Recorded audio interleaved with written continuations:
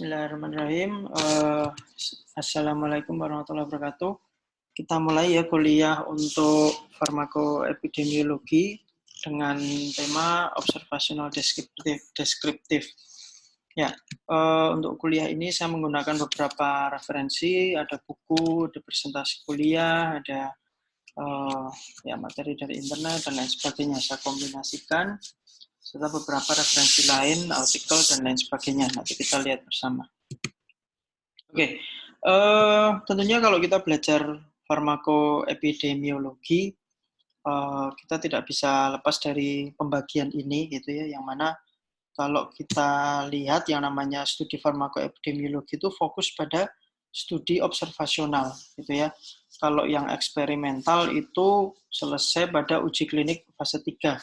Kan kalau farmakoepidemiologi kan uji klinik fase 4 itu fokusnya menggunakan metode penelitian yang bersifat observasional, di mana di situ tidak ada intervensi, yaitu peneliti melihat, mengobservasi apa yang terjadi secara alami dan merekam atau mencatat semua kejadian itu sehingga nanti akan dideskripsikan maupun dianalisis. Nah, oleh karena itu studi observasional ini dibagi menjadi dua, apakah mendeskripsikan berhenti sampai deskripsi atau melanjutkan sampai melakukan analisis, yang mana kalau kita bicara analisis di studi observasional itu fokus pada analisis hubungan gitu ya antara variabel bebas yang merupakan exposure dan variabel tergantung yang merupakan outcome. Jadi dari suatu paparan atau exposure itu nanti outcome-nya apa.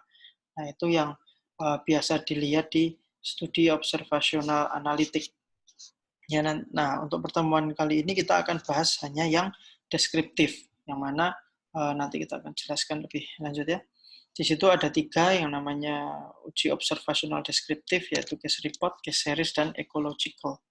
Ya, sebenarnya kalau dari berbagai sumber itu ada banyak yang bilang ada banyak atau metode lain yang dimasukkan ke dalam observational deskriptif, tapi menurut saya kalau kita kelompokkan akan lebih baik menjadi 3 kategori ini saja gitu. Ya. Beberapa literatur bahkan menyebutkan yang namanya cross-sectional itu masuk ke deskriptif. Ya. Nah, itu sebetulnya tidak kaku juga seperti itu, tetapi yang penting tujuannya tercapai. Ya, menurut saya sih seperti itu. Ya, tetapi dalam pembahasan kali ini kita akan membahas yang betul atau karakteristik dari ketiganya itu seperti apa.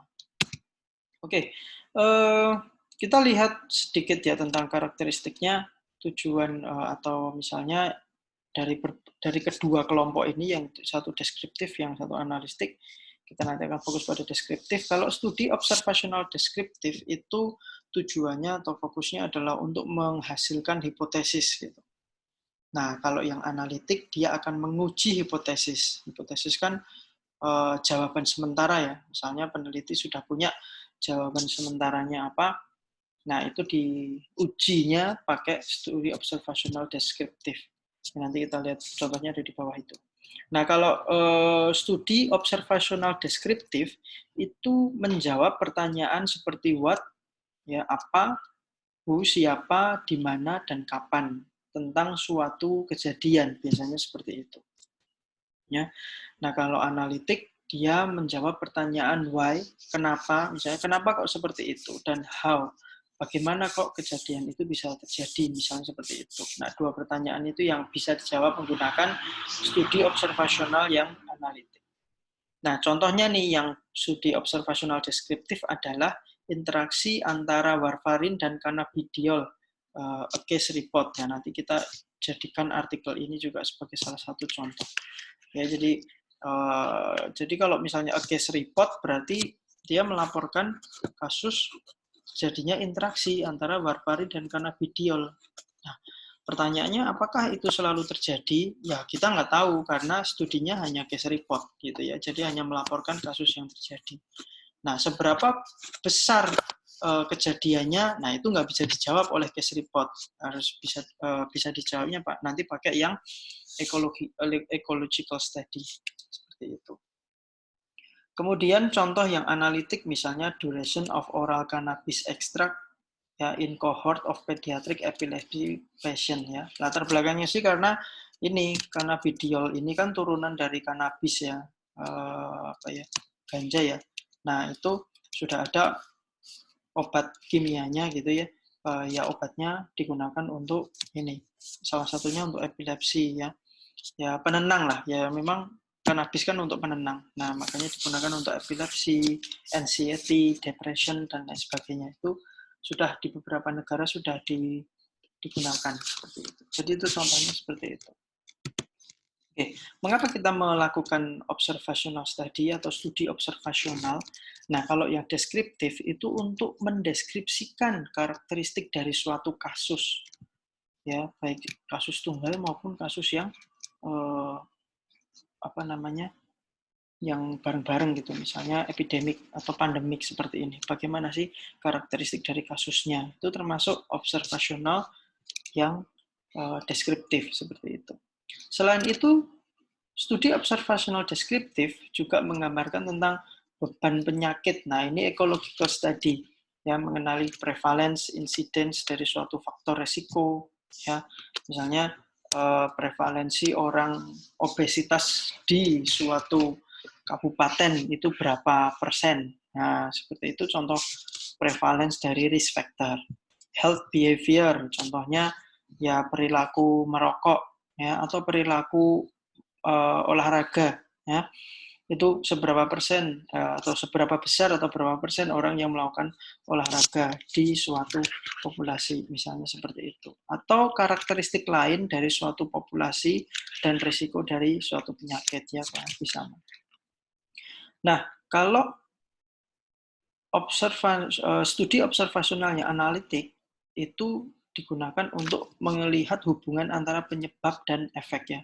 Penyebab dari faktor risiko, ya penyebab atau faktor risiko dari suatu penyakit, dan melihat relative effectiveness or safety of intervention. Ya. Jadi melihat efektivitas relatif dan keamanan relatif dari suatu intervensi. Ya, kalau Anda bicara relatif ya, effectiveness atau safety, Anda perlu mengingat kalau kita menghitung relative risk dari uji klinik. Nah, bedanya kalau uji klinik kan uji klinik fase 3 ya. Bedanya kalau uji klinik fase 3 kan dilakukan secara aktif, kalau ini dilakukan secara pasif. Maksud saya peneliti tidak aktif melakukan intervensi, tetapi mereka mengobservasi apa yang sudah terjadi.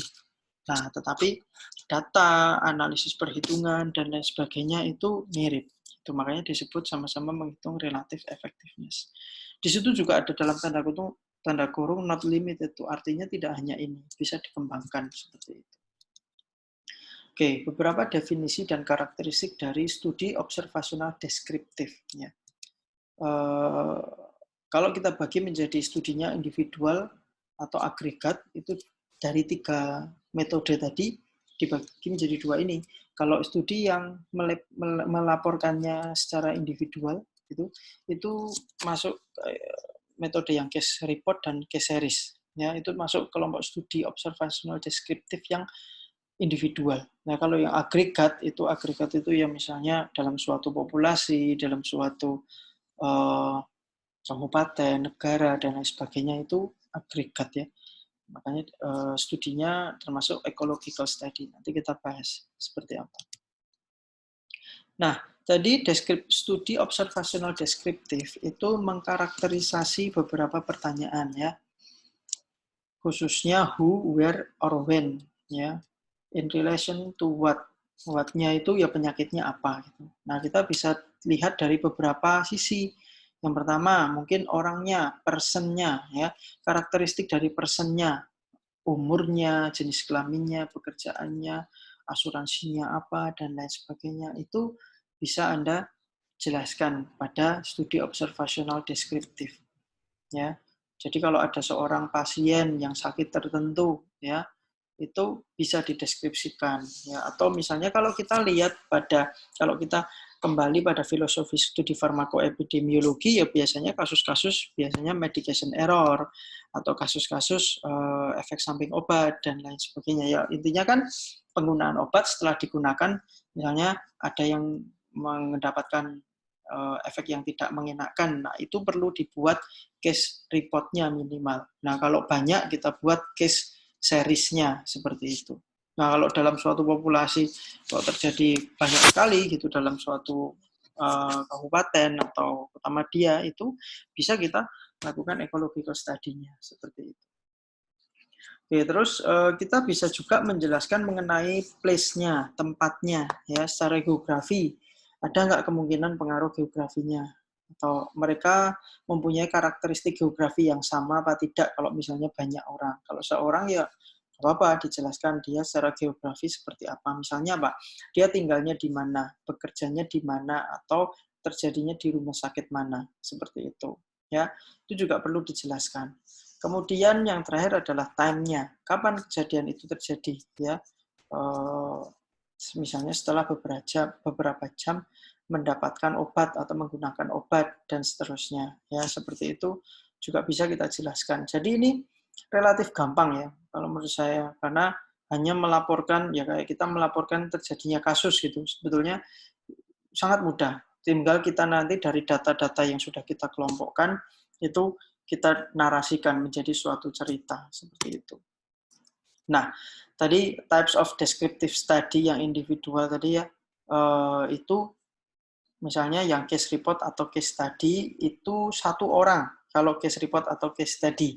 Ya, typically biasanya pada uncommon disease, ya, penyakit-penyakit yang jarang ditemui. Ya. Biasanya artikel studi-studi ini akan dipublikasikan menjadi artikel ilmiah gitu ya. Jadi kalau mau membuat case study ya pada kasus-kasus yang jarang terjadi, sehingga nanti kasus-kasus itu ya atau kasus tunggal itu atau yang kelompok itu bisa kita diseminasikan di jurnal internasional, sehingga tujuannya adalah untuk apa ya, peneliti lain atau tenaga kesehatan lain itu mempelajari dari kasus kita.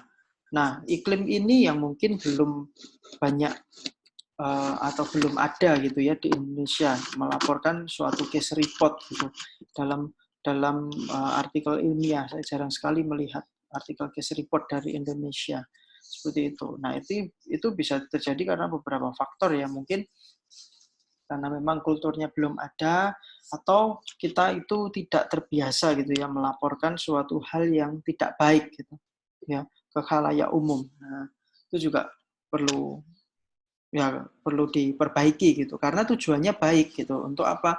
Agar tempat lain atau tenaga kesehatan lain bisa mempelajari dari kasus kita. Terus yang kedua adalah case series. Case series kalau case report atau case study tadi pada satu orang, kalau case series itu a study of multiple occurrence ya. Jadi studi mengenai beberapa kejadian ya yang sama gitu.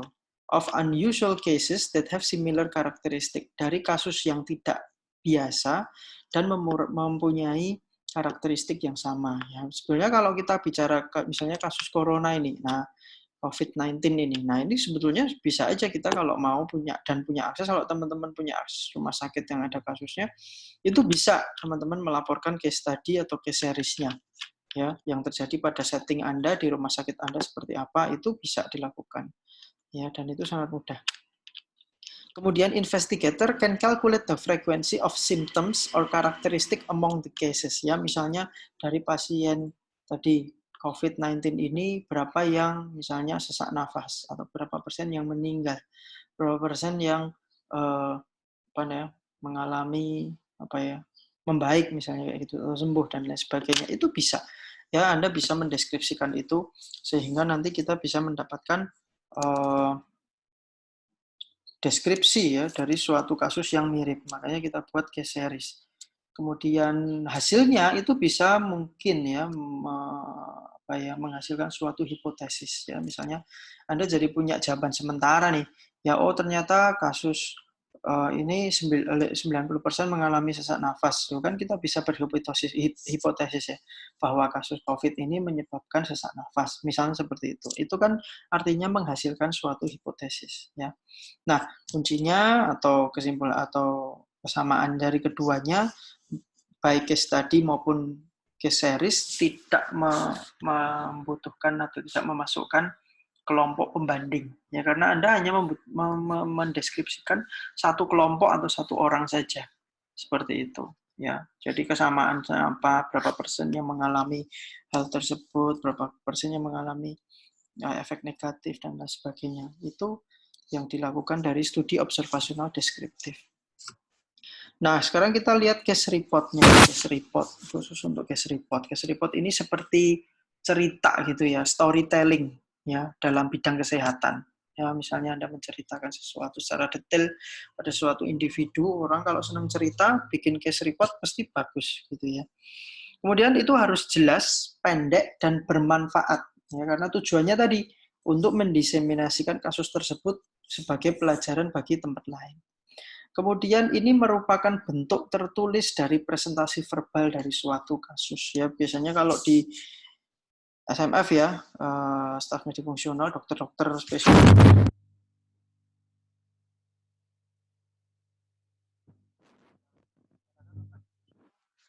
khusus. Nah, itu yang belum ada, yang belum biasa dibuat case series-nya. Ya, mereka biasanya membuat cerita itu ya, kasusnya seperti ini, terus tindakannya seperti ini, hasilnya seperti ini, itu case report seperti itu. Nah, itu dibuat tertulis dan dipublikasikan di jurnal internasional sangat memungkinkan.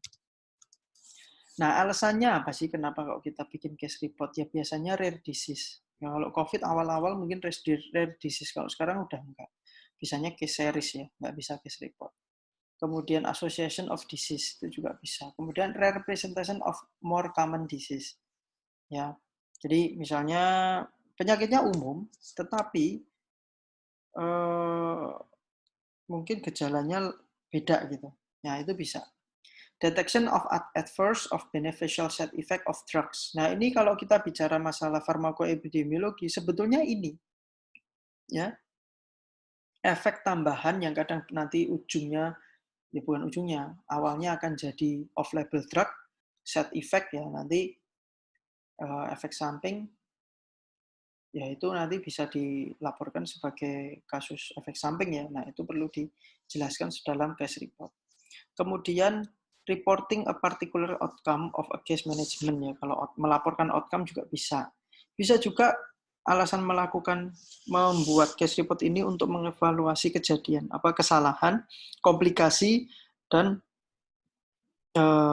yaitu untuk pelajaran bagi tenaga kesehatan lain seperti itu. Jadi ini case report itu fungsinya seperti itu. Alasan-alasannya.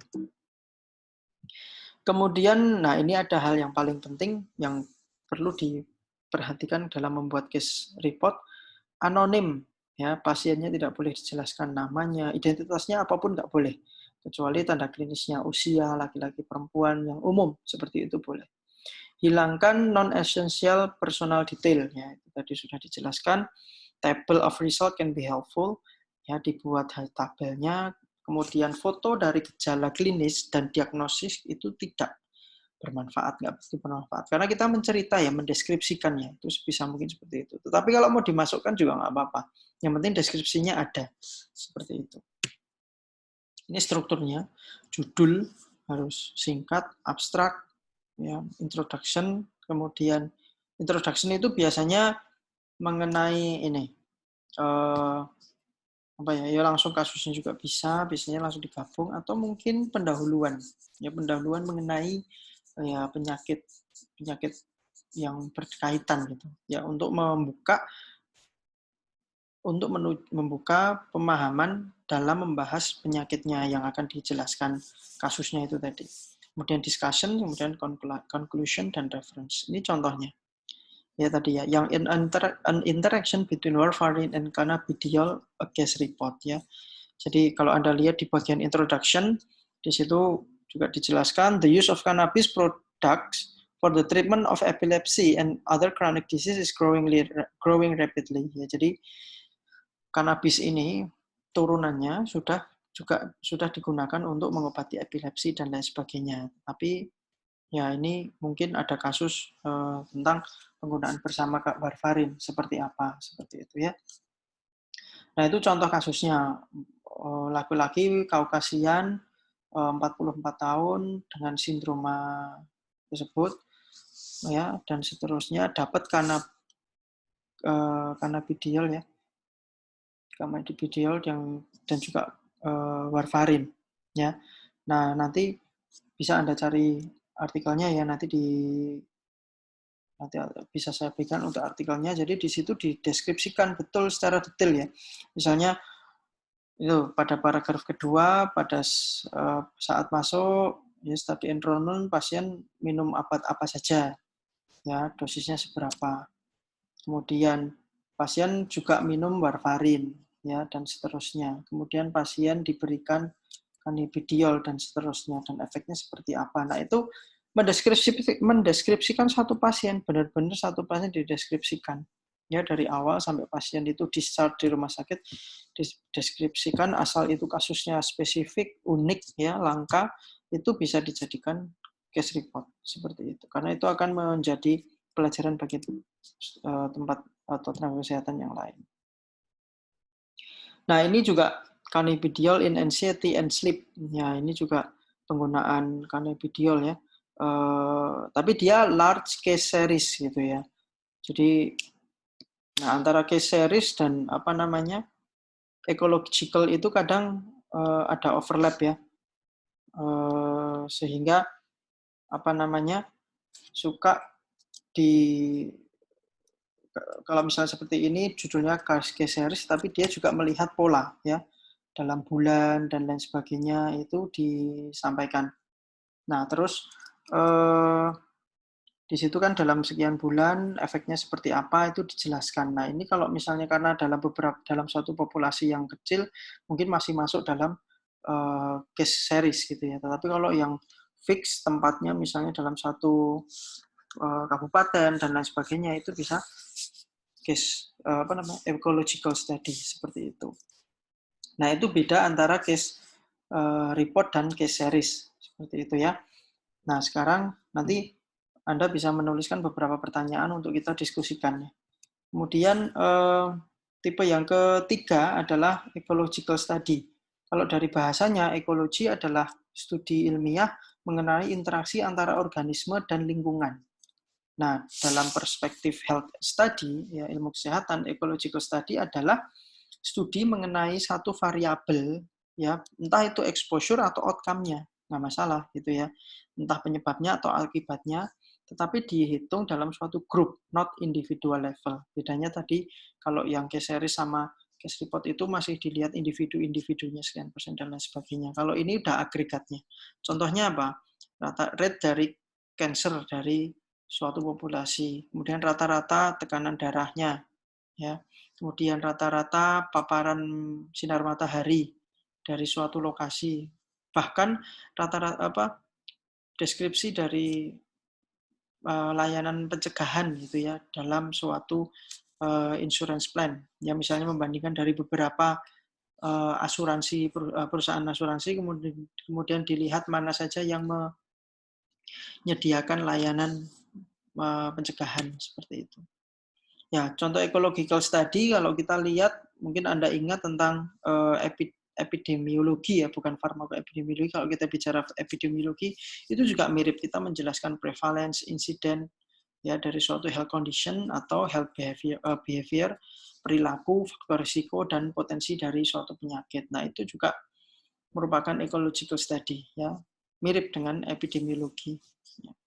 Kemudian untuk mempelajari karakteristik dari sesuatu ya karakteristik dari suatu populasi itu tadi ya, misalnya pengetahuan, perilaku, kemudian praktek ya dari suatu individu berkaitan dengan kesehatan dan lain sebagainya. Selain itu juga bisa digunakan untuk memonitor tren over time ya, dalam berjalannya waktu trennya seperti apa. Apakah misalnya tadi obesitas misalnya. Nah, apakah obesitas ini semakin lama semakin meningkat? Nah, kalau itu hanya mendeskripsikan ya polanya. Nah, itu namanya ecological study seperti itu ya. Nah, ini prevalent incident Anda sudah pelajari waktu kita membahas tentang epidemiologi, atau nanti kita bisa lihat kalau ada videonya, kita bisa lihat ke video tentang epidemiologinya. Nah, ini contohnya ya, analisis fitokimia dan analisis ekologi dari ya cannabis, dua varietas cannabis sativa, ya itu salah satunya, salah satu studi ekologi seperti itu. Atau ini mengenai fat, ya intake fat lemak, diet lemak, ya, entah rendah entah tinggi, dan breast cancer mortality. Ya. Nah, ini agak tricky juga ya, kalau dari judulnya mungkin bisa masuk ke analitik karena dia melihat relationship ya. Tetapi di sini di depannya ada ecological study.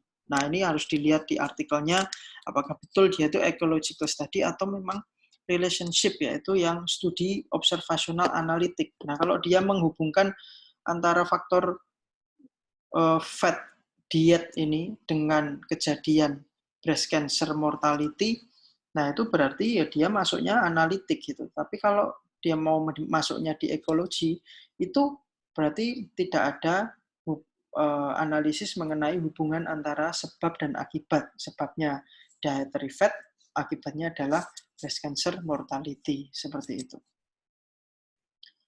Nah, nah oleh karena itu, nah ini untuk terakhir ya, ini untuk pemicu, nanti kita habis ini diskusi. Observational descriptive study atau studi observational descriptive mengeksplorasi informasi dari suatu kasus, kalau satu, cases kalau banyak, atau suatu fenomena. Ya, jadi dia mengeksplor secara detail bagaimana sih kasus ini terjadi dan seterusnya. Terus kata kunci yang paling penting adalah tidak ada analisis hubungan sebab akibat. Ya. Jadi kalau studi observasional ada hubungan sebab akibat, menghitung relatif risk-nya, menghitung odds ratio-nya, itu nggak masuk studi observasional yang deskriptif, tapi observasional yang analitik, seperti itu. Kemudian salah satu tujuannya adalah untuk memberikan informasi klinisi lain atau peneliti lain ya agar meningkatkan awareness tadi. Ya, jadi agar peneliti lain atau klinisi lain, apoteker lain itu bisa lebih hati-hati gitu jika menangani pasien dan menggunakan obat yang sama. Ya, seperti itu. Selain itu juga studi ini bisa digunakan untuk menentukan permasalahan. Ya, menentukan permasalahan. Jadi masalahnya apa, seperti itu, sehingga nanti harapannya itu selanjutnya initiate for further research or analysis, ya, untuk memicu analisis lanjutan atau penelitian lanjutan. Nah, itu sedikit mengenai studi observational deskriptif. Jika ada pertanyaan nanti kita lanjutkan di komentar ya, berarti ya. Seperti itu.